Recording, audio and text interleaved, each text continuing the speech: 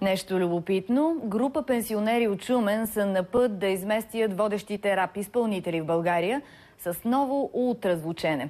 Идеята да се занимават с рап дошла преди година. Твърдят, че се вдъхновили от Абсурд и Мишо Шамара. Ето и резултатите.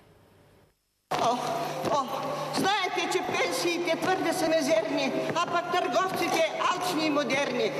9-10 дни от месеца хляб и майонеза, останалите 20 на фотосинтеза. 11 са активните рап изпълнители в Шумен. Идеята за първата песен се родила, докато една от бабите си карала старата жигулка по улиците в Шумен. Текста написала върху коляното на салфетка. Започнах на шега.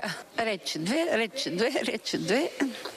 И написах там няколко хумористични куплетчета. Седне ги мушнах в една мелодийка и ги разиграхме. След това на помощ като хореографи и имиджмейкъри дошли внуци и правнуци. Сенжера на кучето, обувките на сина, фенките на внука. Внука казва: стойката така, приведена малко, да приличаме на рападжи, а другото е от телевизията.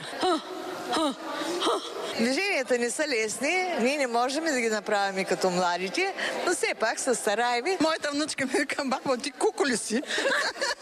За да са в час последните тенденции, гледат музикалните канали и копират всичко, което могат да изпълнят. Ако не могат, го иронизират. Вижте моя дядо, облечен като денди, разказва секси спомени, само са легенди.